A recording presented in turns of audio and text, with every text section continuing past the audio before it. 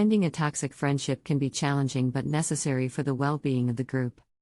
It's important to ensure that everyone else agrees on the need to end the friendship with a particular individual before taking any action. Have a group discussion to voice opinions and decide how to handle the problem friend.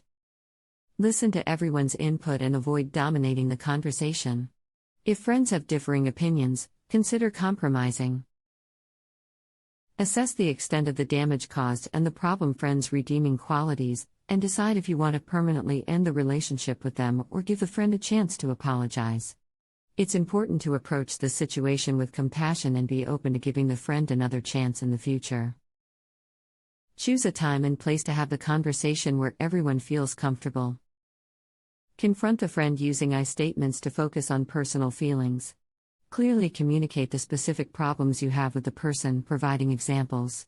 Alternatively, if your group decides a direct confrontation is not productive or desirable, taper off contact with the friend in question gradually but firmly.